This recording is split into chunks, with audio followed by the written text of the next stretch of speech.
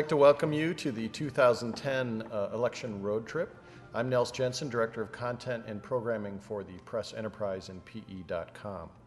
We'd like to thank everyone for participating today, our candidates here, our audience in the auditorium, and our audience live on PE.com.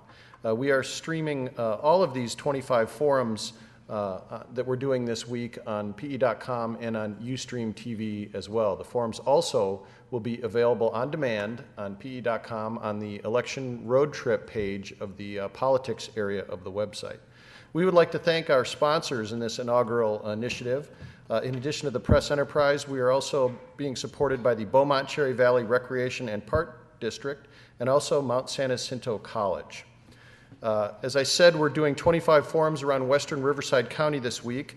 Today we're here in San Jacinto. Monday we were in Beaumont. Tuesday we were in Riverside. And Thursday and Friday we'll be at the college campus in Menifee. This is the third forum of the day. We are focusing now on the Hemet Unified School District. The district is among the oldest in Riverside County and among the largest geographic districts in the region. In addition to the city of Hemet, the school district covers Winchester, Sage, Wanga, and the mountain communities of Anza, Idlewild, and Garner Valley. The district is divided into 3 trustee areas. And now I would like to introduce our moderator from Mount San Jacinto College, Professor Willie Hamilton.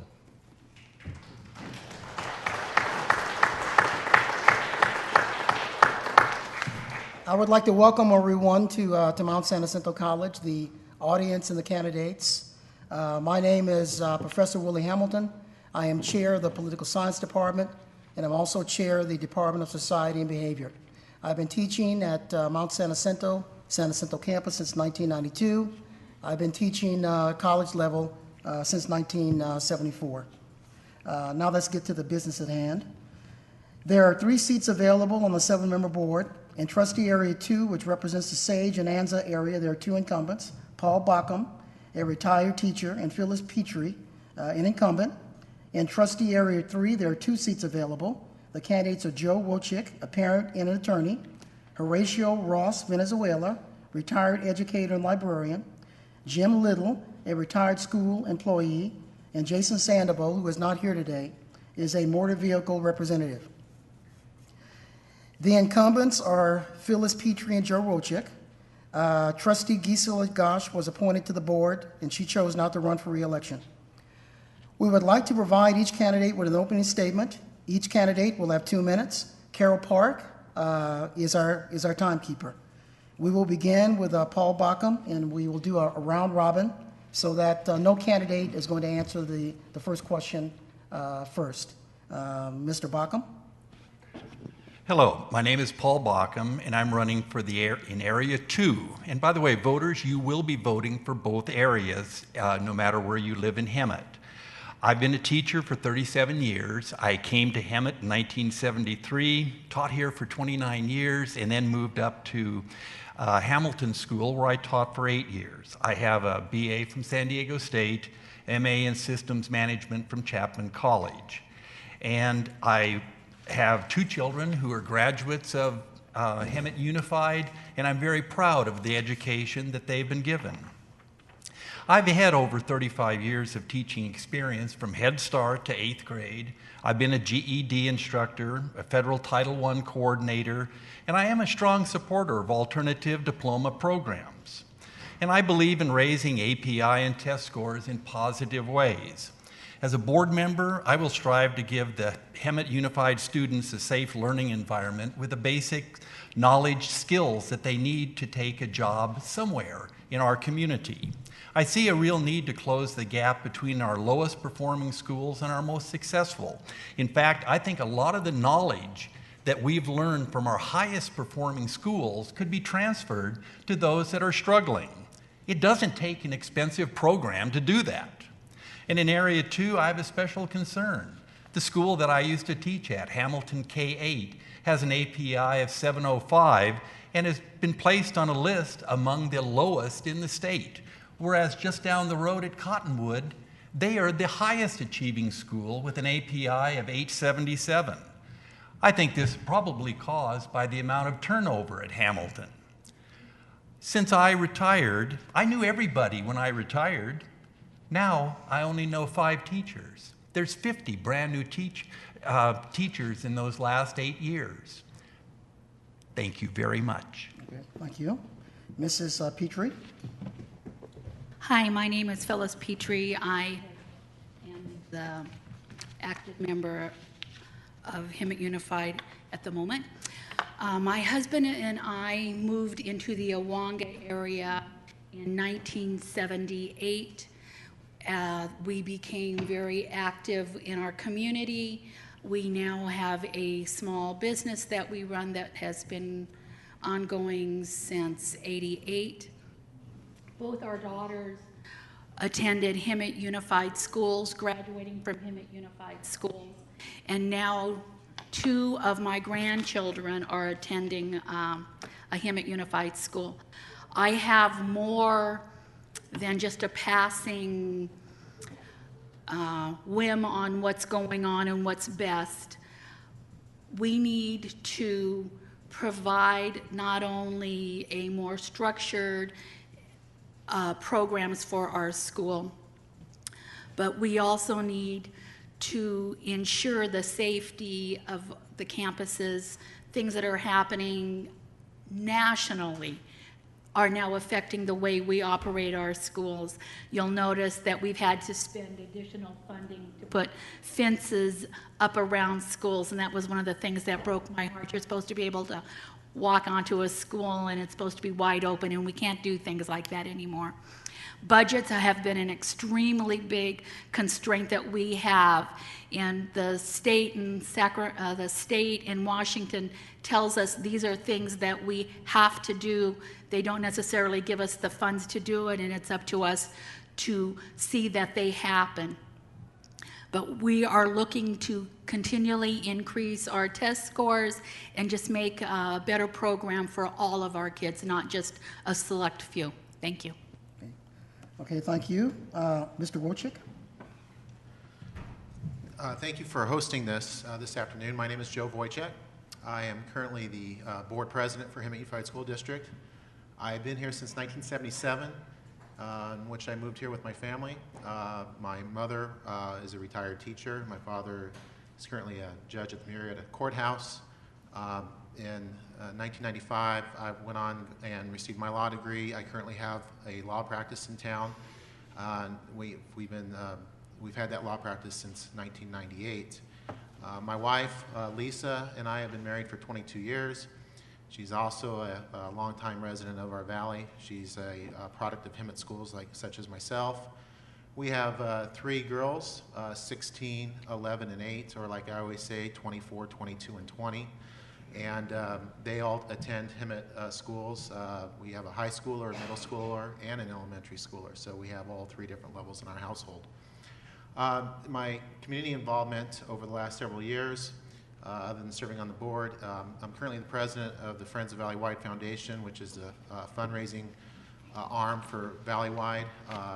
Searle Park is one of the projects that we developed years ago, the most recent of which is the pool at Dominagoni Lake. I was chairman of Measure E Committee, which was the bond that was passed several years ago to help build some of the infrastructure at our school campuses. And there's 3 critical issues that I see coming up, and I'm sure we'll probably go into more detail in a few minutes. Safety is a big concern, school safety. We've had a drastic demographic change, and we're seeing that pour over into the schools in terms of some race-filled issues. The second thing is vocational education. We need to continue to expand that. And the third thing would be, I'm out of time. Okay, thank you. Mr. Valenzuela? Good afternoon. I am glad that Press Enterprise has provided this opportunity for the candidates to give their, airing out their issues, and I want to thank you for this opportunity. My name is Ross Valenzuela. I'm running for a trustee in the Hemet Unified School District. I attended Cal State University Fullerton in 1970 and received a Bachelor of Arts degree. 1973, I received a Master of Science degree. I received a teaching credential from Cal State Los Angeles in 1975. I've been working in education for over 33 years. I retired 3 years ago as a library, media teacher and librarian, and presently am working here at the Mount San Jacinto campus as an associate librarian. I've been married for over 45 years. My wife and I moved to the Valley in 1978. All three of my children have graduated from the Hemet schools. My two children, I have 2 out of the 3. At one time, they were all 3 teachers, but I went into private enterprise. My 2 youngest are, one's a kindergarten teacher, Jacob Weens, that's Christina, and my son, William, we know him as Billy, is at West Valley High School. I've helped with the decathlon team at West Valley High School. I presently volunteer at my daughter's elementary school. So with my experience in working with the various schools, such as Acacia, Santa Fe, Dartmouth, and Hemet High, I've had the opportunity to speak with a lot of teachers and faculty and staff in regards to the issues. The way I see it, as a result of the shrinking dollar, we're going to have to make some very, very important decisions. What we need to do is have programs where our students come first. The students need to have programs where they have a safe environment, where they have the opportunity to learn, and are successful in those programs so they can go on in their academic, vocational lives, as well as be citizens, in our community. Thank you. Okay, thank you very much. Mr. Little? Hi, my name's Jim Little, and I've worked in the school districts, 3 different school districts for 28 years. I'm retired now. I've been married to my wife for 28 years, and we have 2 kids. One lives in Tijuana, Mexico, and he's the director of an orphanage down there. And my other daughter lives up here and works at Eisenhower Hospital in Palm Springs. We have 1 granddaughter that lives here and 4 grandkids that live down in Tijuana, Mexico. My agenda that I am concerned about is that we're going to have more cuts coming our way that from the budget. It's getting worse and it's not going to get any better. Next year it's going to be terrifying to see what we're going to have to do. My goal is we need to look into management. We need to stop the frivolous spending of management. Instances that they do is they've spent out monies for lavish getaways for the symposiums in Palm Springs. This happened a couple years ago, over $50,000 so they can go to a plush resort and have their symposium instead of holding it within the district. We need to stop that type of spending, and the money, we need to refocus on the kids. The kids keep getting cut. We're cutting hours to our libraries so our children aren't getting into the libraries before school or after school. And it's my understanding we may have more cuts coming for the libraries. I'm concerned about busing. Busing for the kids. We got kindergartners that are walking to school 1.5 miles a day, carrying heavy backpacks, and elementary kids are walking up to 5 miles a day to school with 30. That's it. Okay, thank you. Thank you. This moves us to our first question, and it is directed to the challengers only. Why are you running for the Hemet School Board? Mr. Little, you're up first. I'm running for the Hemet School Board from what I just talked about. I have concerns. They keep cutting and cutting. We're forgetting the kids, and our management is very heavy. We've got lots of room for cuts in management, and they're living a high lifestyle on taxpayers' money, and that needs to cease. There's directors within our department that buy computers that are for only their use, where they're having NASDAQ stock options, that's their personal options for this computer, and that's the only thing that they bought this computer for. It's not used for nothing else. And I'm talking about things that I have seen personal. We've got directors that, instead of working, are out in the parking lot playing with radio-controlled cars. These people are making over $100,000 in salary, and they've got assistants that do their job for them. Maybe we need to cut their assistants and bring back the All right. I'm out of time. Thank you.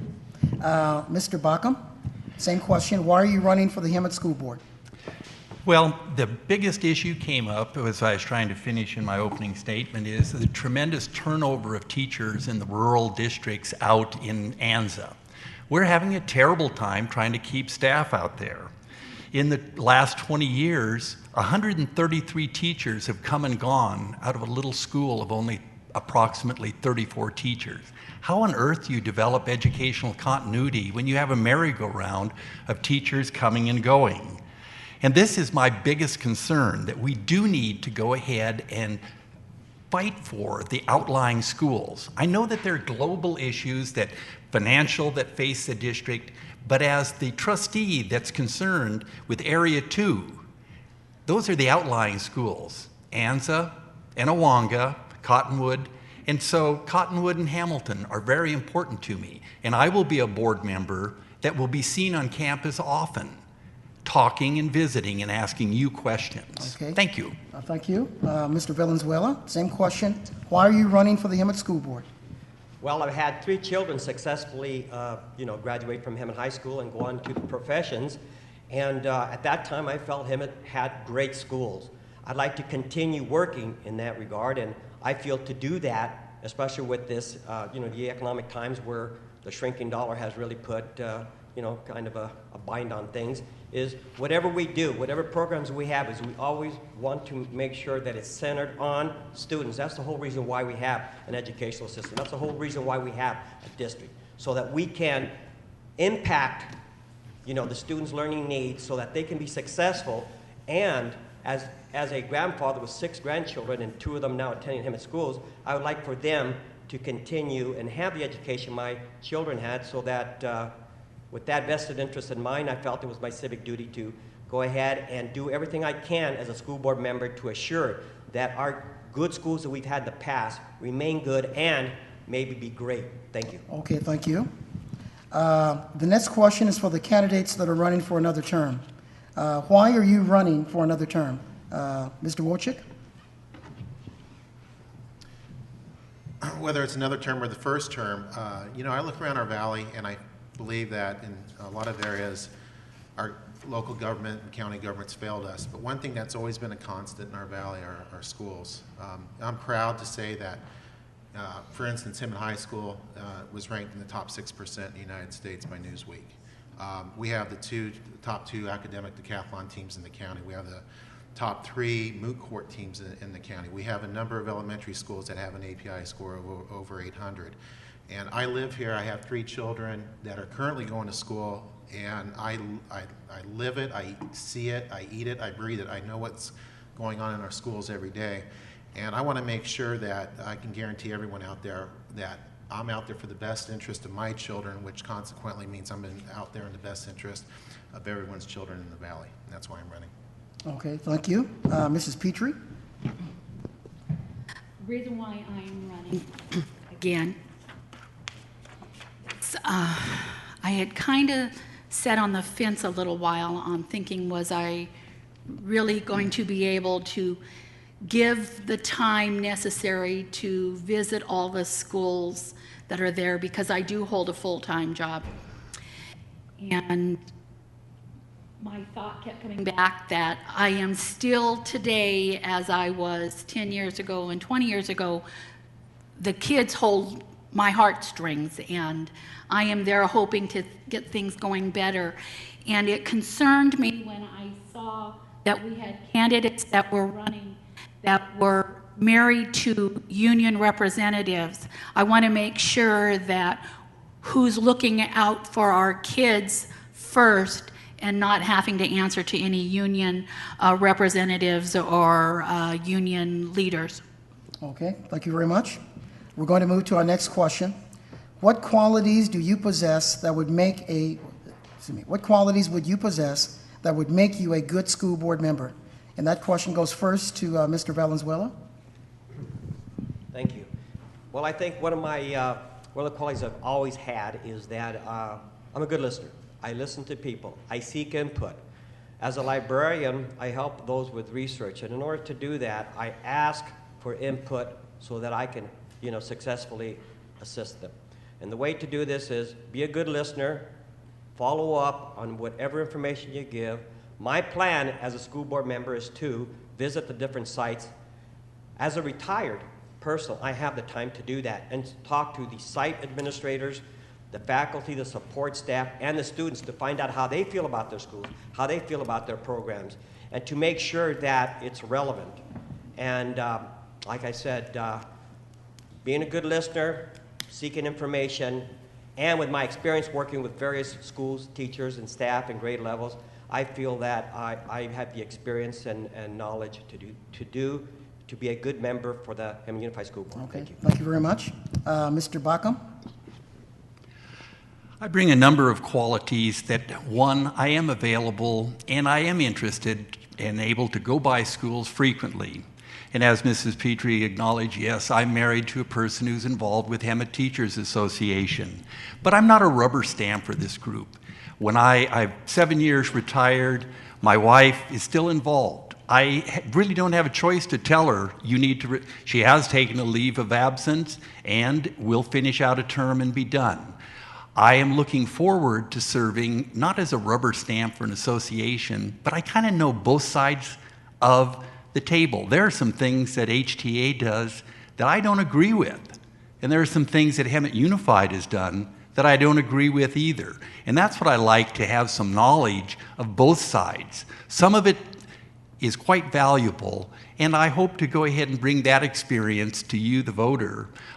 Give this a consideration. I know both sides. Okay. Thank you. Okay, thank you. Mrs. Petrie, same question. I think because I have run a business for the last almost 30 years, I have the idea of how budgets and so forth need to be operated. And it's kind of interesting because when you run a business and you do it the way you're supposed to, you know, you make $1, that's not the way schools are handled. Everything is done in a kind of an oddball budget area. And there have been often when they say, I'm sorry, you can't use that because that doesn't fall under the school programs or the way the state says we can do our budgets.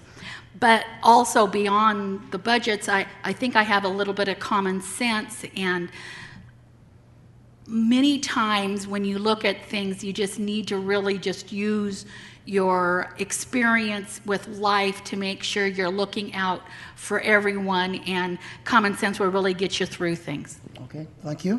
Mr. Wojcik, same question. Well, as a business owner, I think I bring that sense into the boardroom. I could look at financial statements, interpret them, and question them, and point out to staff where there's inaccuracies and what have you. I know many of the site administrators, if not all of them. I have a good working relationship with all of them. They communicate with me openly and freely, and I can offer advice, and I have offered advice to them. The same is true for even PTA. Shirley Frazier and myself, we're friends, and I hear from her and perspective on PTA perspectives and what have you. So that's very helpful. And Phyllis has been a witness to this. I mean, there's times where I feel like I'm going through cross-examination of our staff, and I ask those probing questions to vet out what's really happening, to make sure that what they're trying to do is in the best interest of our children, and I'll continue to do that. Okay, thank you. Mr. Little? I bring 28 years experience working in 3 different school districts. One was Poway Unified, and the other was Fall River Joint Unified in Northern California. And then our parents' illness brought us back down into Hemet, and we've been here for about 13 years. I've been with CSEA, which is the California School Employees Association, and 5 of those years I've been the chief job steward. I've been in negotiations with school district. I've been in disciplinary actions. I've worked in the warehouse. I've seen all type of frivolous spending come through the warehouse, and hopefully we can get into that later. And I'd like to see the school districts, the school board come together. Right now, I believe they're divided, and I'd like to see them come together and work as a team. Okay, Okay, thank you. thank you. We move to our next question. Due to declining support for local school districts are now called upon to make cuts to balance their budgets. What would you cut to balance the budget? Mr. Bockham, you're first up. And after we've gone through a number of cuts already, and as we look through, we go, you know, we've cut to the bone. Where do we go? And the answer is as far away from the students as possible. Yes, there's going to be furlough days, which end up being a reduction of pay. No getting around that. But as we look at things, okay, let's start asking employees, what do you see that could maybe save some money? There's a pool of knowledge out there. Employees do know, whether they're classified, administrative, or certificated. Okay, what can we save on? We might look at transportation. I see more and more parents driving their children to school. I realize maybe large extravaganzas for the administrative group. I can see a lot of things to change. Thank you. Thank you very much. Mrs. Petrie, same question. Where else do we cut? You can just almost take a dartboard and throw darts because we have been cutting and cutting and cutting. One of the things that I appreciated is that we have had some team building that has gone out to find resources. So as some of our cutting has been coming in, we've been having resources that have helped build us up. Talking about transportation, we have been hired out to cover school districts all over Southern California, all the way up into Calabasas. Our professional development center was built in such a way that we could rent it out, and it has brought in revenue. Where would I want to cut? I would think if we said name someplace. Thank you very much. Mr. Wojcik, same question. Since 2008, we've cut over 30 million, and last year alone was 19.7 million. So our budget currently is about 165 million. So you can see how much that eats into it. Can you not hear me? What we did was we received ideas, and cuts really came from the bottom up. We tried to generate ideas from everybody. They made it up to us, and we evaluated which cuts we prioritized the cuts. And I agree with Mr. Bockham from the standpoint we need to keep them out of the classroom. So some of the areas we can accomplish that in are the following. We can continue to look at our third-party vendor contracts, our software contracts, our supplies, HVAC contracts, and what have you, and try to continue to cut those and get better rates. We can reduce our deferred maintenance budget. We may have to extend transportation boundaries. We've offered early retirement incentives in the past, which helped a lot. We can continue to do that in the future. And we can maybe tighten up some clerical staffing ratios and revisit management positions. Okay, thank you. Mr. Little, where would you cut to balance the budget?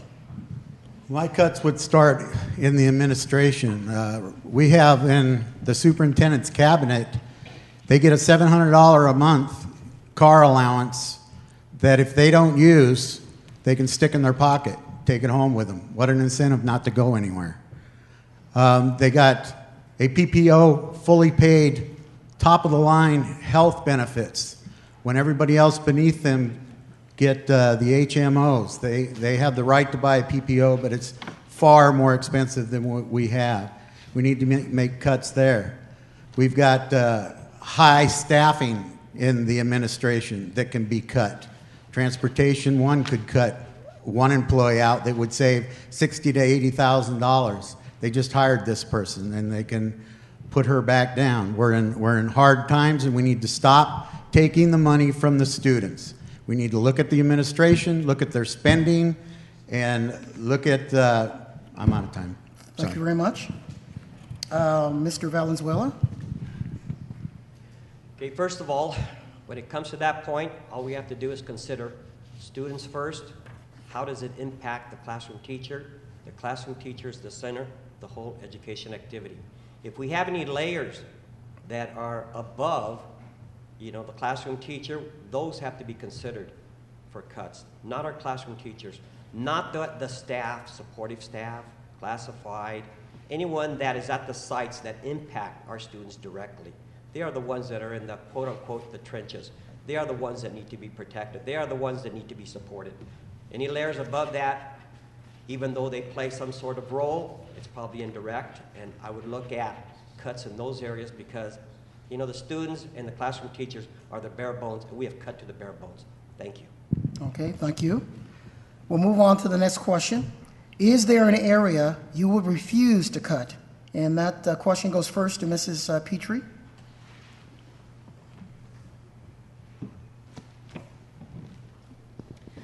I can't think of anything that would be absolutely sacred. Everything, when we do our budgets, everything gets laid out. We have months of meetings. We start usually in January and start looking at what we have, and we develop programs and plans on how we are going to do the budget, and the budget isn't due until July 1. I would wish that Sacramento would do their budgets on July 1. It would make things so much easier for us. But at this point in time, there would be absolutely nothing that would be off base, even though that we wouldn't want to do things, especially things that would that could increase our safety. I think safety would be the first thing that we'd say we need to keep for the last item. Okay, thank you. Mr. Wojcik, is there an area you would refuse to cut? Safety, definitely. We need our school resource officers at all our campuses. And we have them at our high school campuses, and we have them part-time at our middle school campuses. The other area that I think, as a board, we've remained firm with are not cutting, or not eliminating, I should say, the extracurricular activities. We've cut them, but we have not eliminated them. Reason being is, if you go back and reflect on your high school years, what do you remember most? It's not what happened inside the classroom per se. It's those extracurricular activities, whether you're in a sports team, a drama department, band, or what have you. And those programs are the programs that engage these kids to come to school. Without those kids being in the classrooms, we don't get paid. We have to provide these kids a reason to come and allow them to be engaged in their campuses. And how do they do that? Through these extracurricular programs. We've cut 30% over the last 2 years, but we've refused to eliminate those programs. Okay, thank you. Mr. Little? I would refuse to cut the librarians and the libraries. I believe that the libraries are a source for the students to come and feel protected, to where they can do their studies, do their homework before and after school, and we've cut them from 7 point some hours to 5 hours, 5.5 hours now, and I would refuse to keep and continue to cut down on the libraries because I just can't imagine school without a library. I mean, it doesn't make sense to me. Thank you. Okay, thank you. Mr. Valenzuela, is there an area you would refuse to cut? Okay, first of all, the first area that I would refuse to cut is anything that affects the classroom teacher. That is the person that is, as I said before, the ones that are in the trenches. I agree with everything that's been said by Mr. Little, Mr. Wojcik, and Mrs. Petrie. But I would, again, look at that, without repeating myself, those layers that are indirect, that indirectly impact our students. And those is what we need to look at. The site level, which would include the activities, as Mr. Wojcik mentioned, the extracurricular activities, the library at the site level, which supports the reading program for the students, as well as the classroom teachers.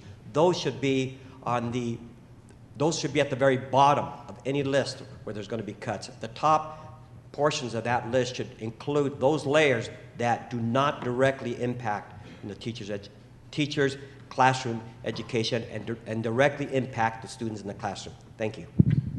Okay, Mr. Bockham, same question. When we go ahead and look at the small things, well, let's start at the very bottom. Paper and supplies.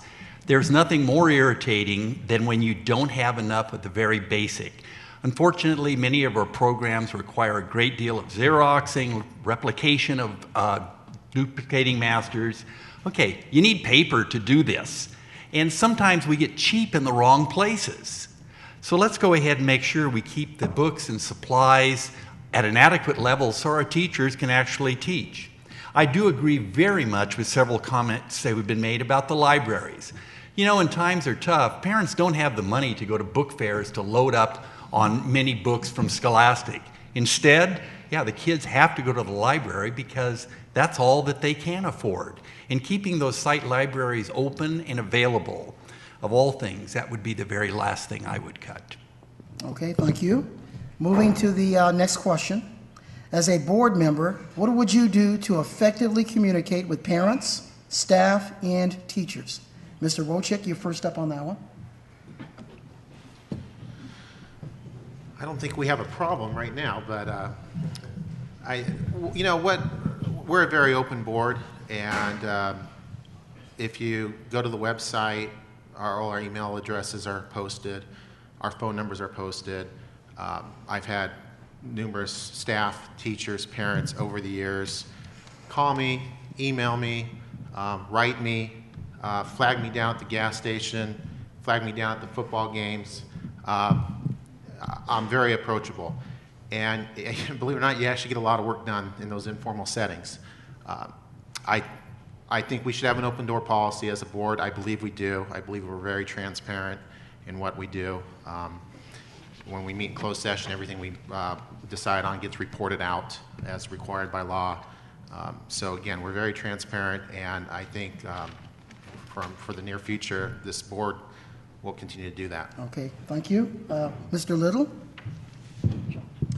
I agree with Joe. I think the board right now is very open to the public. What I would do is I would attend school board meetings, not school board meetings, PTA meetings. I would meet with the CSCA because I would like to include the working staff to find out their needs and wants to better efficiently serve the students of our community. I would meet with the superintendent of school, and I would meet with the public. If they called any type of forum, I would be there to listen to their concerns and wants. And most effectively, as I would like to meet with the board and become a strong team member so we can solve the problems that are coming up within the district. And that's going to be a tough goal to achieve in this upcoming year. Thank you. Okay, thank you. Mr. Valenzuela? Well, first of all, as a retired educator and presently working as a adjunct faculty librarian, I only work 6 hours and I work in the evening. So I will have time during the day, and I plan to visit all the school sites within our district so that I could have a firsthand look and have direct contact with the teaching staff, the supportive staff, classified staff, and the site administrators. Again, to ask them how they feel about their schools, what they feel about the programs, and how they feel about maybe certain cuts that, you know, will affect their schools. I think that continuing to talk to school board members, you know, within, as part of the school board, talking to school board members, talking to the administrative staff, talking to the community, CSCA, HTA, any other association that has education as a priority, as well as seek input directly from parents, not only within my neighborhood and area, but maybe those areas that are represented by PTAs. Thank you. Okay. Mr. Bockham? In communication, first, I would want to be on campuses often, walking around, because I remember when I first arrived in the early 70s, Betty Smith a board member, I'd be out in yard duty, and she would walk up without a principal hovering over her and just ask, well, do you have enough books, enough supplies? Bruce Adams, I remember from Idlewild, Bruce would, before meetings, he would mingle and walk through the crowd talking to people. Well, how are things going? And board members didn't just swoop in from the closed session. They mingled with the crowd. There's nothing wrong with that. So I believe that talking with parents in the parking lot, when I visited a school, people want to talk to you. And in Anza, that might mean chatting at the Circle K Market. And I have contacted and I'm working with the Kuya and also the Santa Rosa First Nations, because I really think that they need to be brought into this process. Okay, thank you. Mrs. Petrie? I agree completely with what Mr. Wojcik had said. We have a very unique ways of reaching communication, and communication is one of our biggest issues. Anyone who calls gets a call back. Anyone who emails or mails gets communications back. However, we do go to various organizations. If they're besides PTA, you join community organizations. You share feedback with your parents on the school sites.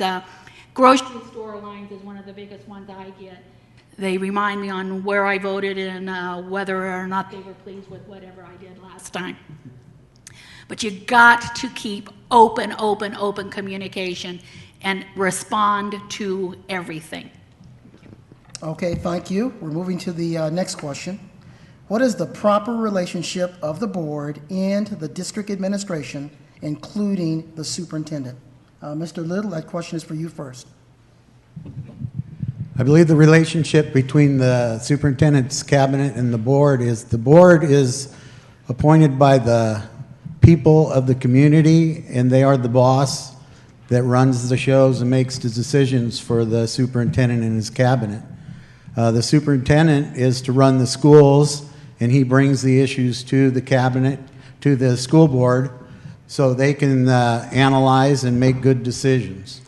I think the board needs to be open-minded, listen to the superintendent's concerns, investigate, and that's the key, is they need to investigate and make sure that what's being said is on the line, what's being spent makes sense, and hopefully they can make that and do a good job and work together as a team. Thank you. Okay, thank you. Mr. Valenzuela? Well, first of all, the community exercising their right to vote elects school board members. So they are the ones that have been given the authority by the voters directly to, as trustees, to make sure that the policies of the district, that the programs affecting the students are being followed. The superintendent, as well as all the other employees below him, when they are hired, it has to be approved by the board. Until the board approves it, they are not employees.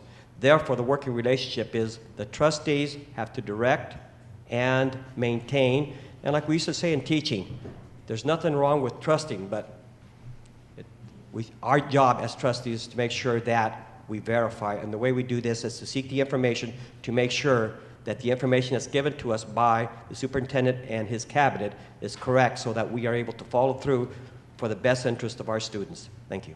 Thank you. Mr. Bockham? Yeah, I think a very important point has been brought up. Board members need to be aware of what's really going on the sites. You can't allow the administration only to be filtering the information coming and going from the school site to the board. The board does need to have some eyes and ears of its own. Like any other situation, when you're dealing through a middleman, somehow information that's not pleasing to the administration somehow gets lost. We wouldn't want that to happen, would we? It's important to go to school board sessions and talk to parents and see what are they really thinking. And the management from bottom up, that the superintendent will go ahead and direct your knowledge, that doesn't really work very well.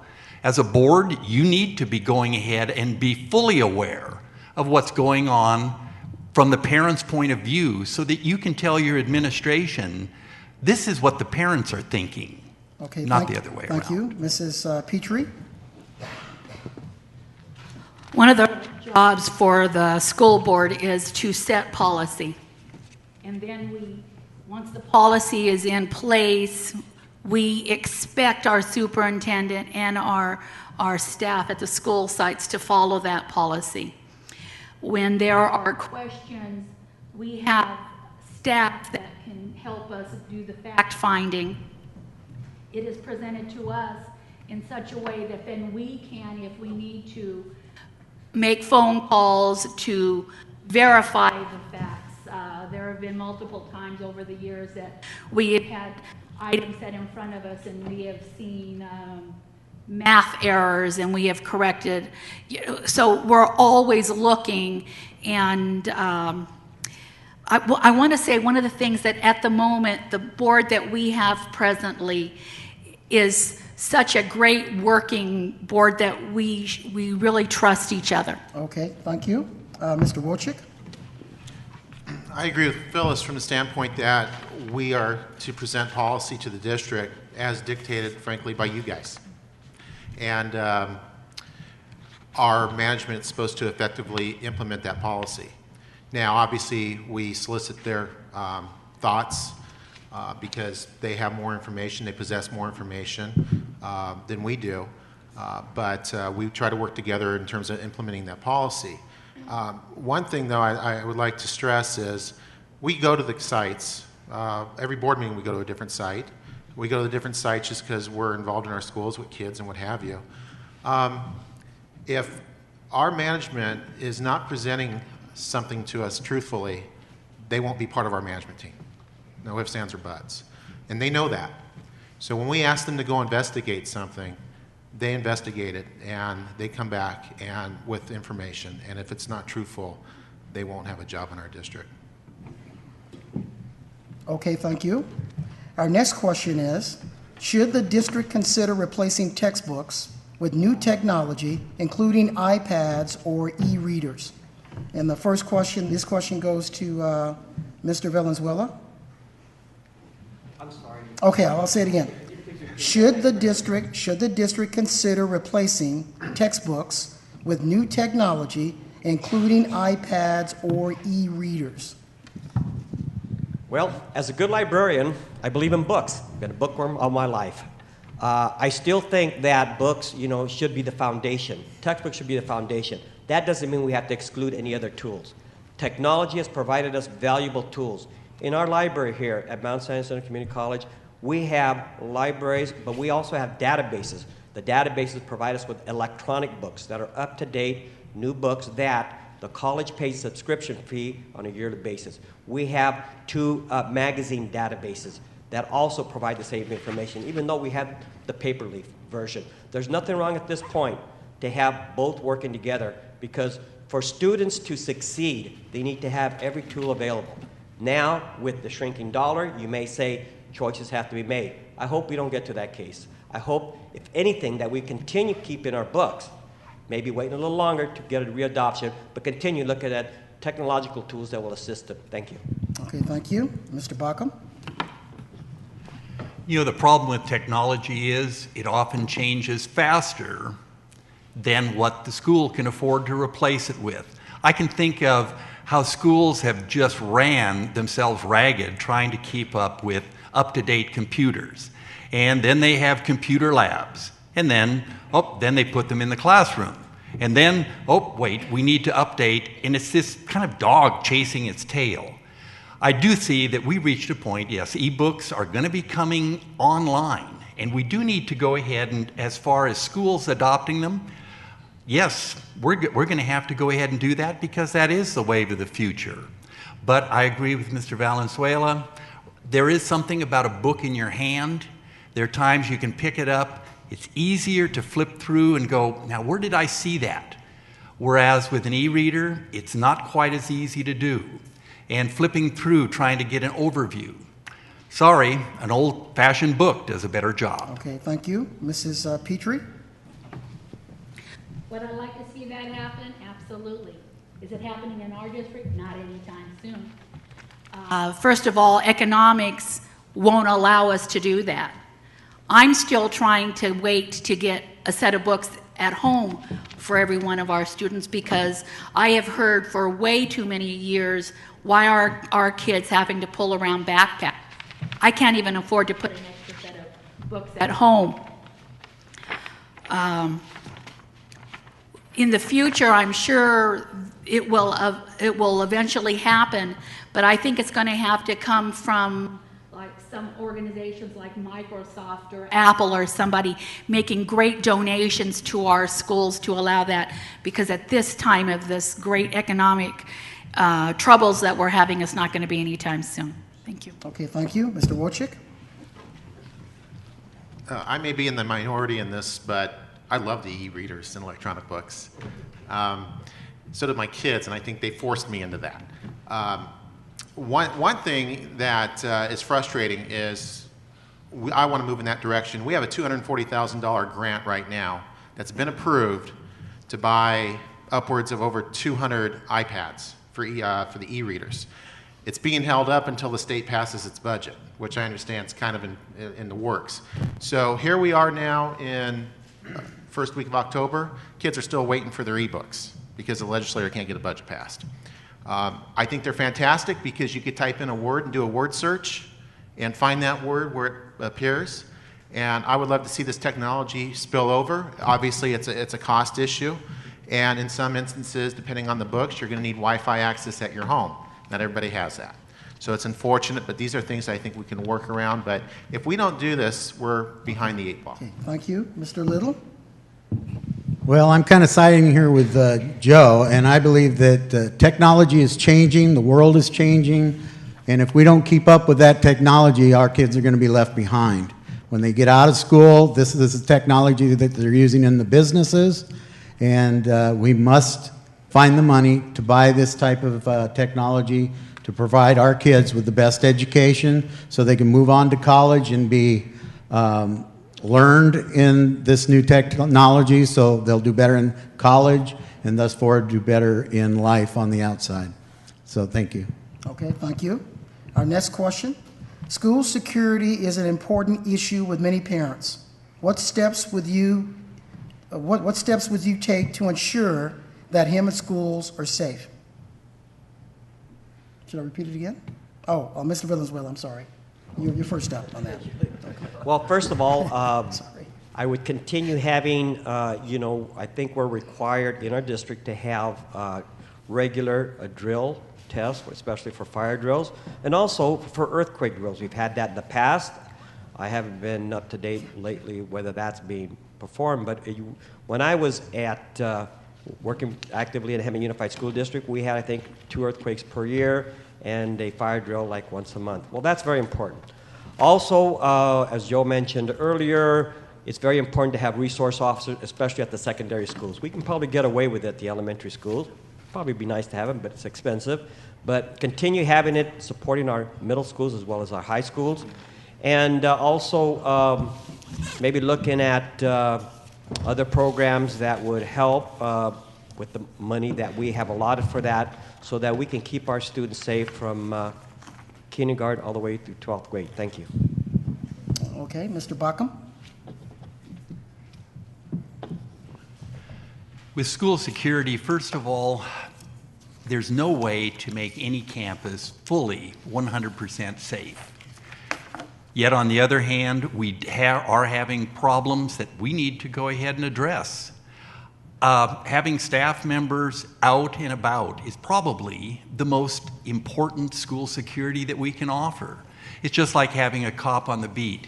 It's the lowest technology, but yet if we have staff patrolling and visible, and a lot of the times problems can be taken care of. I do like to see, yes, I agree with Phyllis. It was a sad day when all campuses had to have high fences put around them. Guess what? That was reality. We have parents who are battling over children, one parent with custody, another with restraining orders. We're really caught in the middle of a lot of issues. And the best safety measure is the teacher out watching. Thank you. Mrs. Petrie?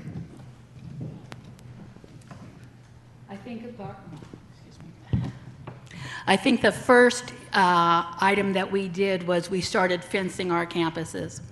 We have continued training all of our employees on safety issues. We have spent money with security companies. We are even going back to the old-fashioned, have a mobile on a campus and have a night watchman live there for additional securities. We need to make sure we keep our resource officers. They do a tremendous amount of goodwill on our campuses. A lot of times they're able to deflect issues long before they ever even become issues, just because they're able to get out and know our students. Our staff has programs that they try to buddy up. Mr. Salveson used to have a program where they would adopt students to help work out issues in different manners that we can do. Thank you. Okay, thank you. Mr. Wojcik? I'm not going to belabor the school resource officer issue, but what I would like to talk about is strict enforcement of the suspension expulsion policy. Once you strictly enforce it, that word gets out to the students. And this year has been an excellent example. Text messages were being sent from student to student, which were race-related. Those students were suspended. No ifs, ands, or buts, suspended immediately. With regard to that, one thing I'm proud of is I introduced to the board a couple years ago a community service aspect of expulsions. Under our old rule, if you got expelled, your punishment was you had to go to a different school. That was it. You just continue to go to school. I said, no. If you really want to be in our schools, I want you to go out and serve community service. 10 hours if you're a middle schooler, 20 hours if you're a high schooler, to show you really want to be back in our campus and you're going to behave yourself. And it's been great because it instilled a sense of responsibility for that student. They've been responsible for the community, and I know that they really want to be back on our campus. Thank you. Mr. Little? Safety for our students is of the utmost importance, and one of the issues is transportation. You Google Megan's List and look at how many sexual offenders there are in Hemet, and you'll be outraged by that. And yet we have our youngest children, kindergartners, walking up to 1.5 miles a day. We have our middle schools walking up to 5 miles a day. Our bus garage is one of the most richest bus garages in the state of California. And they're also charging parents $500 to ride the buses for their students each year. So we need to get our kids to school safe and protect them. We need to have a place that kids can go if they're being harassed by other students, and we need a zero tolerance on that if that occurs and is found to be true. Okay, thank you. Thank you. This is going to be our last question, then we're going to move to the 1-minute closing statements. And the last question is going to go to Mr. Bockham first. What innovations do you plan to improve Hemet schools? In the outlying schools, I really do want to go ahead and make a real effort, an innovation to include the First Nation groups that we do have in Area 2, the Kuia Nation and also the Santa Rosa group. We need to go ahead and make sure that we've reached out to those groups. They have not been asked about what are their concerns. Their children do attend Hamilton, and they are deeply concerned about what is happening. So this isn't a huge innovation. In fact, it's plain common sense. We need to go ahead and bring in, for example, out in Anza, the Anza Lions. It's a very large group representative of people who don't necessarily have children, but they do have grandchildren in our schools. So this is not really an innovation as much as just doing the plain old grunt work out there. Okay, thank you. Mrs. Petrie? I think one of the innovations that we are doing presently is through our professional development facility. We have tremendous training programs. We have people coming in from all over the state to take some of those programs. And again, doing that, we're able to raise a few dollars to help go towards other programs. But it's tremendous programs that are helping our teachers raise our test scores. We have been seeing the last 3 years our test scores have been going up. Obviously, we're doing something right, and I'm hoping that we're able to zero in and continue to keep doing that. Thank you. Thank you. Mr. Wojcik? one thing we need to do, and this is an alarming statistic, but I'll share it with everyone. China, the number of children that are gifted in China outnumber the total population of children in the United States. The problem that we have is we're forgetting to take those high achievers and take them to the next level. And we need to continue to focus on that to be competitive in the world market with China, India, and other developing nations. So we need to do that. Secondly, we've expanded our vocational ed programs and our technical programs. We need to continue to focus on that because this never makes sense. Our curriculum is based on 100% of everybody attending college, but statistically only 20% do. Why would we spend 100% of our dollars on something only 20% are using? We need to take those monies and train these kids to pursue careers that they want to pursue and get them job ready and focused for that. So we need to continue to press in that direction. Okay, thank you. Mr. Little? What I'd like to do is see that the transportation looks into extending their bus routes. I would like to see that we save our libraries and give the librarians back their hours so the kids have that resource. I'd like to definitely take a very hard look at administration and trim the fat so that we have monies to provide to these special programs. An instance is they bought 2 chairs just recently for $500 a piece per chair. And I went down to Staples and looked at 2 very plush, behind-the-desk office chairs, management level, for $150 a piece. That's $700 savings just right there. And they went out and spent $30,000 on a lawnmower when we were in dire straits, laying people off and cutting teachers and events, and classroom sizes are going up. Thank you. Okay, thank you. Mr. Valenzuela?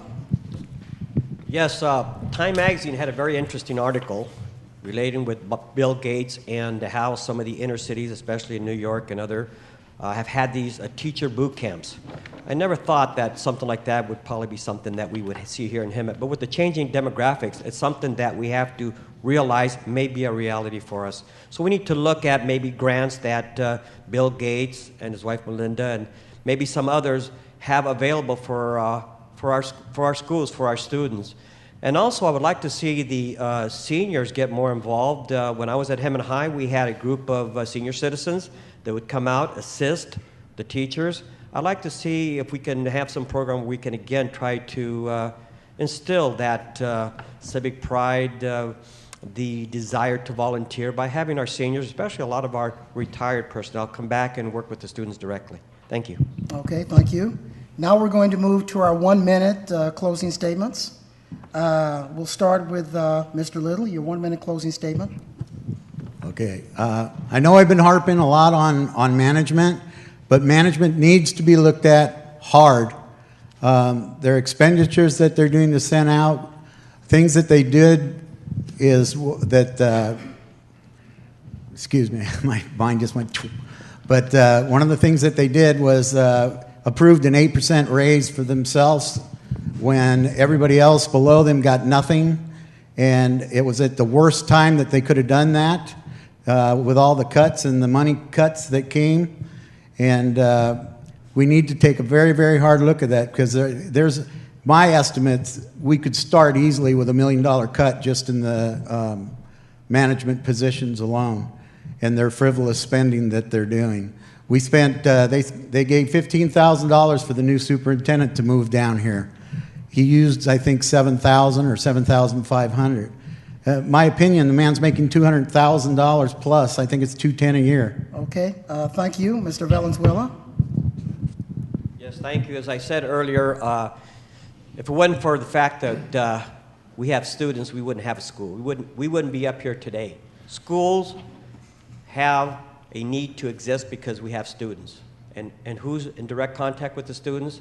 The classroom teacher, the site administrators, the faculty staff, classified, that are working together.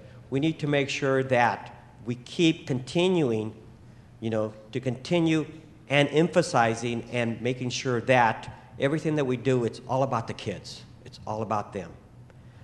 I feel that as a school board member, I will, as I've stated earlier, have time to visit the various sites and try to get as much input as I can, and to get information as how the programs and how everything's working at the school site. A vote for me is a vote for possibly a fresh look at education, and we have tough times. Okay, thank you. Thank you. Thank you. Mr. Wojcik? When I started, I said there are 3 priorities. I only got 2 of them out. The third one I'm saving for my closing, which is the budget. Again, we've had over $30 million we've cut over 2 years. And as a board, we knew it was going to be a tough year. We also knew we were going to lose our superintendent, and one of the most important things you'll do as a board member is hire a superintendent. I'm thankful that the board had confidence in me and asked me to be president during our toughest economic year ever, and I think we got through it fairly smoothly. We had our bumps, but we got through it fairly smoothly. My record speaks for itself while I've been on the board. I've asked the tough questions. I've held people accountable. When management contracts, like Mr. Little mentioned, came up, I voted no on all of them. And that wasn't very comfortable because these are the people we were closest with. But I didn't agree with the perks they received. And I'll continue not to agree with those perks, especially in a down economy. So I'm going to hold steadfast to that, and I'm going to continue to hold people accountable and do what's right for all our kids. Thank you. Okay, thank you. Mrs. Petrie? Again, I am running one more time to help with our students. The little people are the ones that are closest to my heart. Over the years, I've had a history of being a big supporter of our employees, our not only teachers, but our classified. I have been the one that usually votes no whenever we're cutting back. But this last year, I have said, because of this downward budget, we all have to buckle up and we all have to do this together. And I consider this as a large family, and what one's going to do, the other ones have got to all buckle in and do it together. And that was part of our issues, that some of our family members didn't want to do it equally. So maybe things will get better. But I think our school district on a whole has been trying very hard, and we're just going to keep going forward. Thank you. Thank you. Mr. Bockham? As a board member, I plan to be fully engaged and be seen on the campuses out in Area 2 at all 3 schools. Last night at the meeting out at Hamilton, many of the parents in there said, "Who are these people?" Now, from hearing the discussions, you think you'd be bumping into school board members most every minute. Guess what? The parents did not recognize the people sitting behind the table. They didn't know who were the board members. Who are these people? So it takes more than just going out for one meeting to call it being in touch. I'll make it a point to be at those schools, and I won't be hovered over by a principal who wants to make sure that I only see what he wants me or she wants me to see. I really want to hear what you have to say. I'll listen and learn from you, because I really know I have a lot to learn. Thank you. Okay, thank you. I'd like to thank our candidates for spending some time with us this afternoon. I'd like to thank the audience, not only in the auditorium, but in cyberspace, for spending some time with us this afternoon. I would encourage everyone that is in the Hemet School District, in those 2 areas up for election, to vote. Now that you're informed, now it is your civic obligation to vote. Now I'm going to turn things over to Niles Jensen, your host. All right, how about a hand for Willie Hamilton? All right. We'd also like to thank the candidates. As Willie said, good luck on November 2nd. Also, we will be hosting a live election show on PE.com on November 2nd. Please join in to see the results trickle in, and then you can also get full results on November 3rd. Hopefully, we'll get them from the county by November 3rd. Thank you to our staff, to Carol Park, Dave Kaufman, Jennifer Whitaker, Angel Ortiz, and Louis Amistoy. Thank you again to our sponsors, the Beaumont Cherry Valley Recreation and Park District and the Mount San Jacinto College. Again, for the Press Enterprise and PE.com, I'm Nels Jensen. Thank you very much.